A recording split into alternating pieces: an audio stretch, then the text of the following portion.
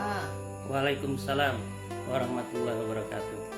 Melanjutkan pertanyaan yang tadi, saya ingin bertanya, apakah saya sebagai seorang ibu rumah tangga, katakanlah ibu-ibu dasaran, yang sebagian besar waktunya habis untuk mengurus rumah tangga, dalam hal ini mungkin ibadahnya kurang, apakah bisa dekat dengan Allah? Demikian, bagaimana penjelasannya, Pak? Mohon penjelasannya. Terima kasih Bunda. Jawaban singkatnya adalah bisa sekali. Dan itu memang berhak siapapun untuk bisa dekat dengan Allah tanpa melihat kondisi atau hal yang sifatnya zahir. Katakanlah misalnya begini, apakah yang dekat dengan Allah itu hanya dicirikan, ditandai dengan pakaian yang rapi, pakaian yang serba formal, seperti pakai imamah, pakai jubah? Apakah itu sebagai tanda kedekatan dengan Allah?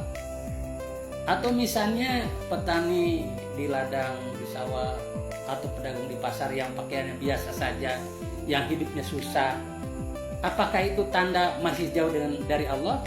Tidak demikian. Karena apa? Jadi di dalam ayatnya tadi juga, faida sa'alaka ibadi anni fa inni qarib.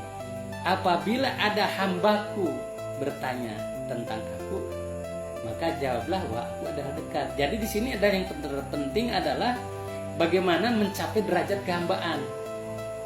Dan derajat kehambaan itu dicirikan, ditandai dengan salah satu di antara adalah ridho terhadap qada dan qadar yang telah ditetapkan oleh Allah Subhanahu wa taala. Artinya di sini kita yakin bahwa seseorang diberi hidup mulia, diberi kesuksesan, diberikan jabatan, maka itu adalah semua adalah qadar dari Allah. Bahwa memang dia ikhtiar, dia berusaha, tapi itu kan hanya asbab. Nah, finishnya keputusannya dari Allah. Demikian juga masyarakat, warga yang masih hidup susah, ya di desa-desa banyak masalah apa semua. Jangan kita beranggapan wah dia itu karena jauh dari Allah, tidak begitu. Nah gitu. Kenapa? Karena itulah ujian. Sehingga intinya di sini adalah bagaimana kalau kita diberikan kesuksesan, kita bersyukur, dan kalau kita belum diberikan keuntungan maka tetap bersabar walaupun tetap memang berikhtiar. Nah, keyakinan, keikhlasan, keridhaan bahwa ini adalah Allah yang mengatur membuat kita hati tenang. Seperti apa yang disampaikan oleh Nabi Sulaiman, ya. Nabi Sulaiman itu kita kenal sebagai nabi yang kaya raya, ya. Hartanya saja, kunci gudang hartanya sudah sampai dipikul. Artinya sampai sekarang mungkin tidak akan ada tandingannya. Tapi apa beliau bilang? Beliau katakan ketika ditanya, beliau katakan, hadza min fadli rabbika liyabluwani an askura aw an akfur.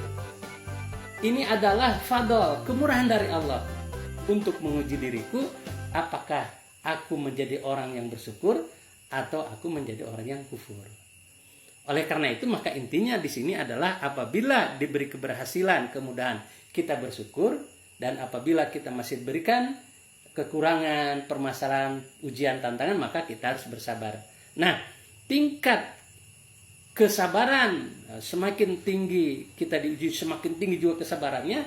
Dan misalnya kita diuji dengan kemurahan, dengan harta yang lebih banyak, tapi semakin tinggi juga rasa syukurnya, maka disitulah peluang untuk kita mendapat predikat sebagai hamba atau yang hamba yang dekat dengan Allah Subhanahu wa taala. Kira-kira begitu Bu ya. Nah, sekarang yang terpenting adalah bagaimana prosesnya untuk mencapai ridho itu. Inilah kenapa kita diajarkan untuk zikir. Ya, zikrullah melalui satu metode tarikatullah. Nah, jadi zikir yang dibimbing oleh guru.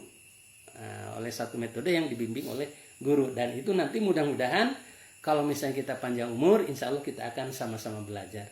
Demikian Ibu sementara ya. Mudah-mudahan jadi Ibu jangan bosan-bosan untuk bertanya. Sekedar saling mengingatkan. Semoga bermanfaat bagi kita semua. Terima kasih. Assalamualaikum warahmatullahi wabarakatuh.